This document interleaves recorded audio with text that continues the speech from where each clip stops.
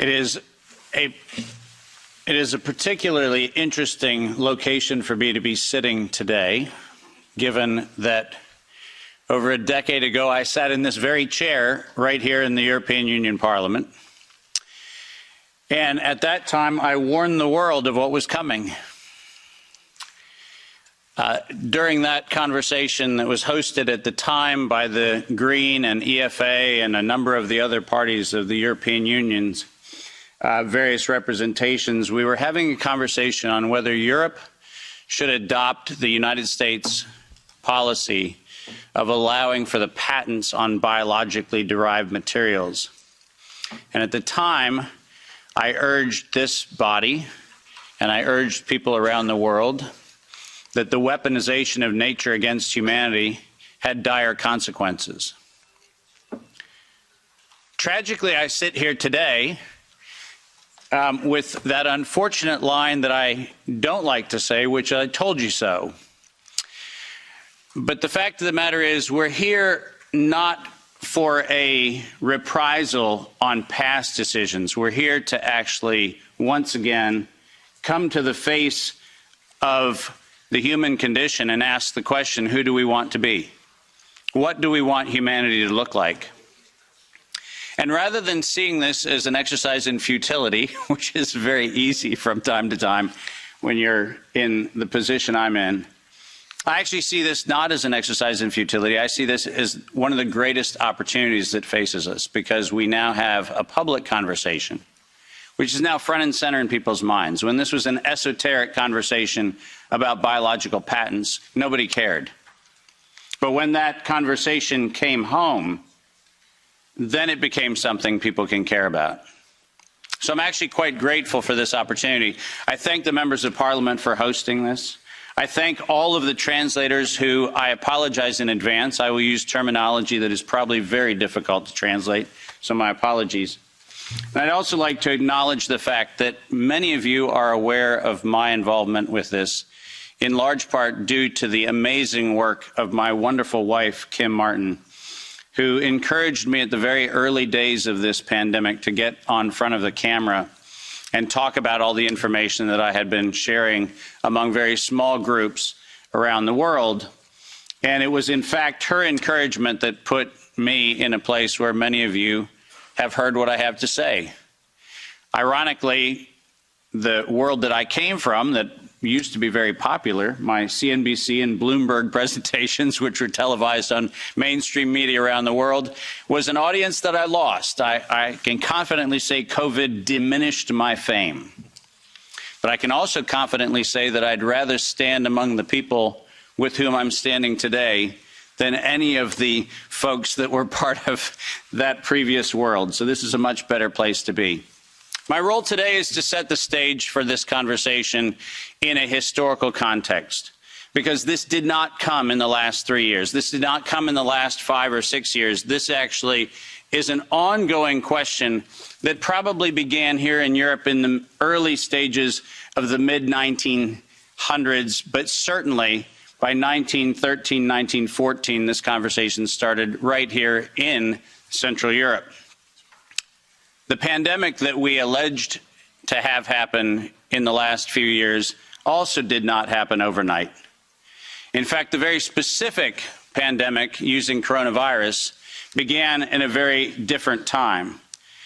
And we'll try to advance the slides here with one of these things. Oh, there we go. Most of you don't know that coronavirus as a model of a pathogen was isolated in 1965. Coronavirus was identified in 1965 as one of the first infectious replicatable viral models that could be used to modify a series of other experiences of the human condition. It was isolated once upon a time associated with the common cold. But what's particularly interesting about its isolation in 1965 was that it was immediately identified as a pathogen that could be used and modified for a whole host of reasons. And you heard me correctly, that was 1965. And by the way, these slides are public domain. You're welcome to look at every single reference. Every comment that I made is based on published material, so do make sure that you look at those references. But in 1966, the very first COV coronavirus model was used as a transatlantic biological experiment in human manipulation. And you heard the date, 1966. I hope you're getting the point of what I'm saying. This is not an overnight thing. This is actually something that's been long in the making. A year before I was born, we had the first transatlantic coronavirus data sharing experiment between the United States and the United Kingdom. And in 1967, the year I was born, we did the first human trials on inoculating people with modified coronavirus.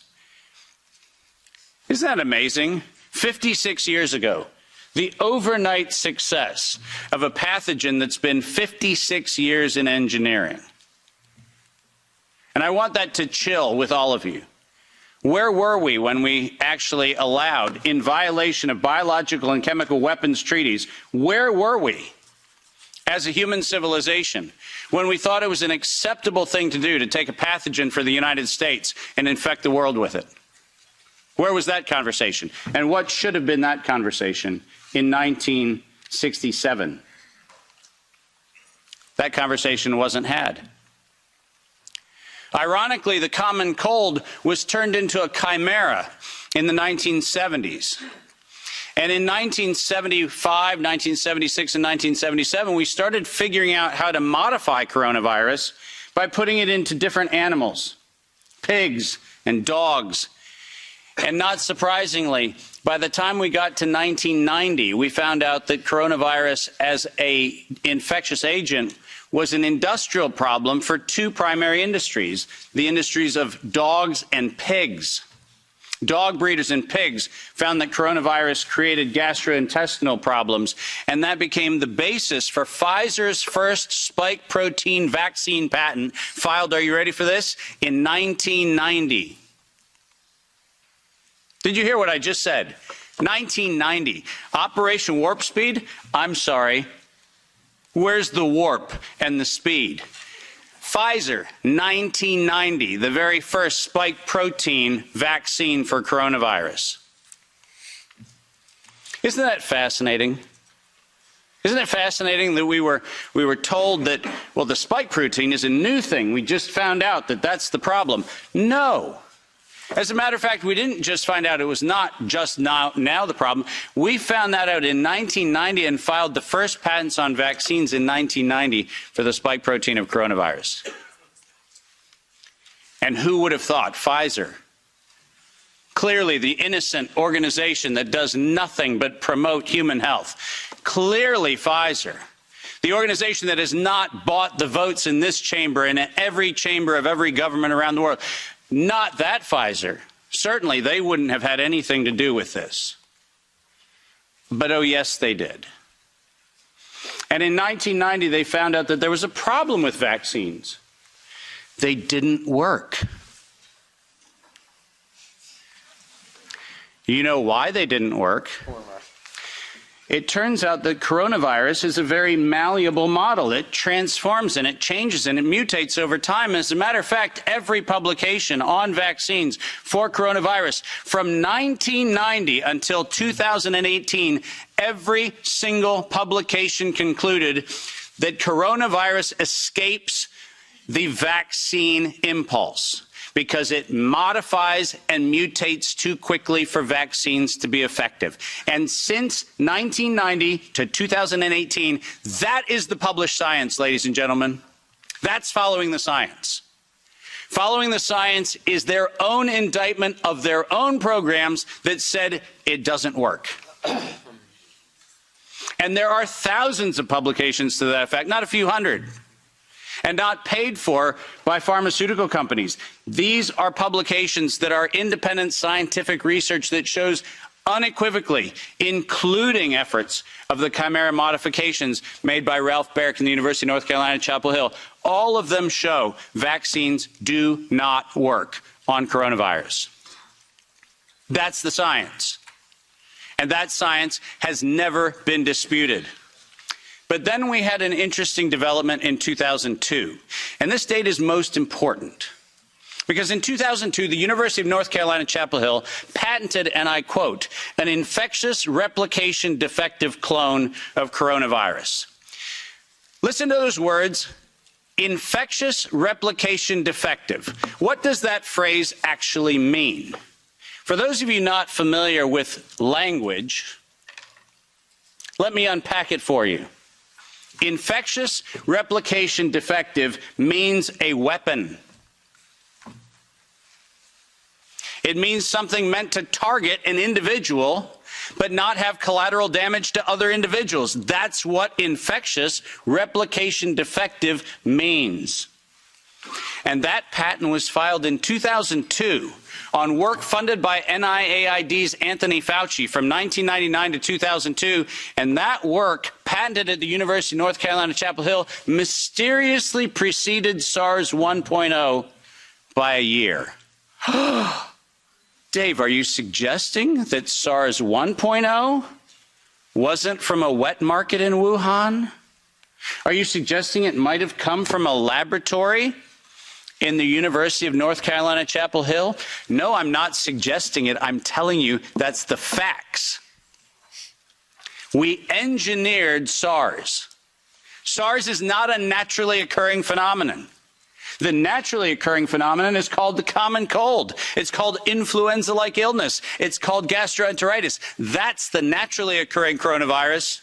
SARS is the research developed by humans weaponizing a life system model to actually attack human beings. And they patented it in 2002.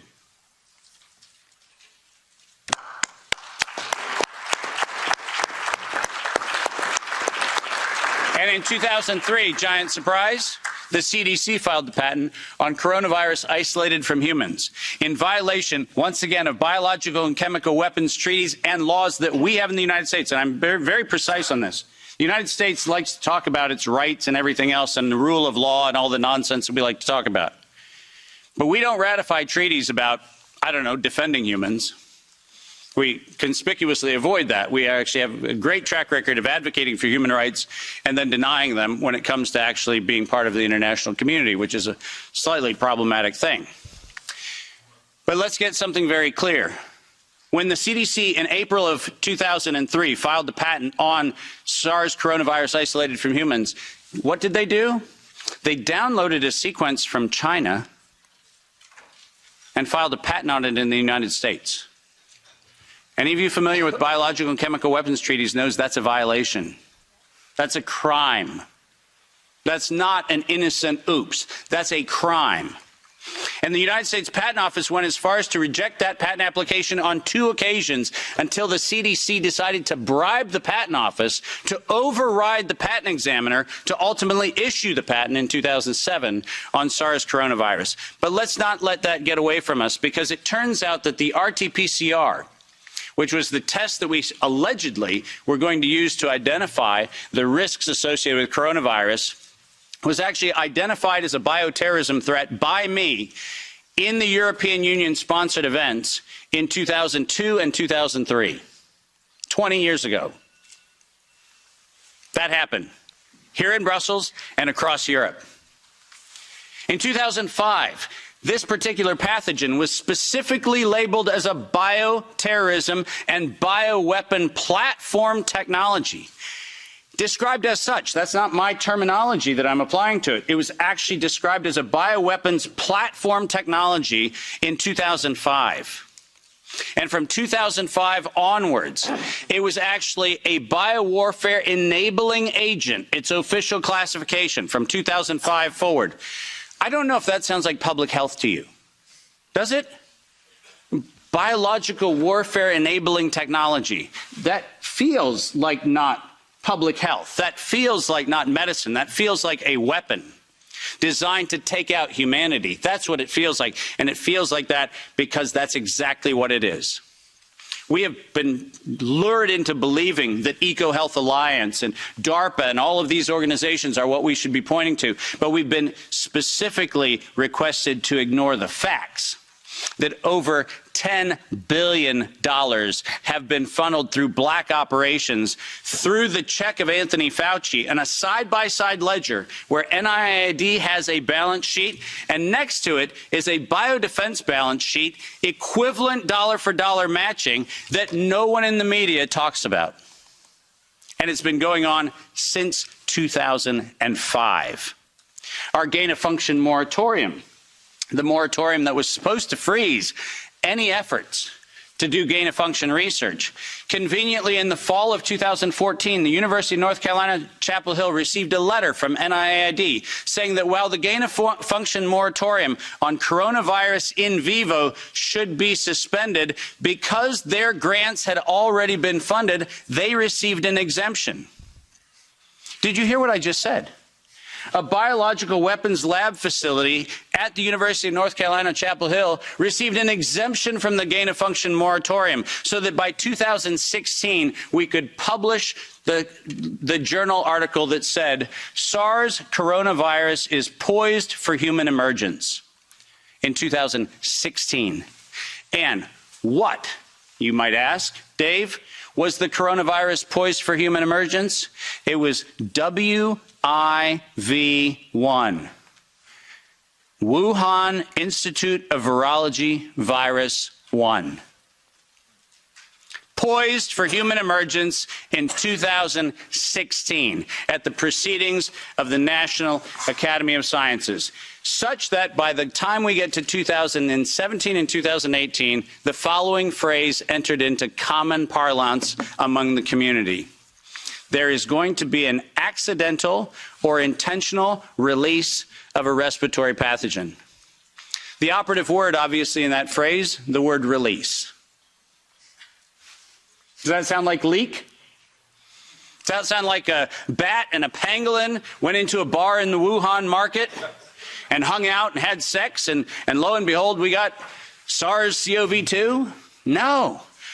Accidental or intentional release of a respiratory pathogen was the terminology used, and 4 times in April of 2019, 7 months before the allegation of patient number 1, 4 patent applications of Moderna were modified to include the term accidental or intentional release of a respiratory pathogen as the justification for making a vaccine for a thing that did not exist. Keep going. If you have not done so, please make sure that you make reference in every investigation to the premeditation nature of this, because it was in September of 2019 that the world was informed that we were going to have an accidental or intentional release of a respiratory pathogen so that by September 2020, there would be a worldwide acceptance of a universal vaccine template. That's their words, right in front of you on the screen. The intent was to get the world to accept a universal vaccine template, and the intent was to use coronavirus to get there. And the last slide. This isn't advancing, so if I could have somebody do it. Let's read this, because we have to read this into the record everywhere I go. Until an infectious disease crisis is very real, present, and at the emergency threshold, that is often largely ignored. To sustain the funding base beyond the crisis, he said, we need to increase the public understanding for the need for medical countermeasures such as a pan-influenza or pan-coronavirus vaccine. A key driver is the media, and the economics will follow the hype. We need to use that hype to our advantage to get to the real issues. Investors will respond if they see profit at the end of the process. Sounds like public health? Sounds like the best of humanity? No, ladies and gentlemen, this was premeditated domestic terrorism stated at the proceedings of the National Academy of Sciences in 2015, published in front of them. This is an act of biological and chemical warfare perpetrated on the human race, and it was admitted to in writing that this was a financial heist and a financial fraud. Investors will follow if they see profit at the end of the process. Let me conclude by making 5 very brief recommendations. The last slide. Nature was hijacked. This whole story started in 1965 when we decided to hijack a natural model and decide to start manipulating it. Science was hijacked when the only questions that could be asked were questions authorized under the patent protection of the CDC, the FDA, the NIH, and their equivalent organizations around the world. We didn't have independent science. We had hijacked science. And unfortunately, there was no moral oversight in violation of all of the codes that we stand for. There was no independent, financially disinterested, independent review board ever impaneled around coronavirus, not once. Not once. Not since 1965. We do not have a single independent IRB ever impaneled around coronavirus. So morality was suspended for medical countermeasures.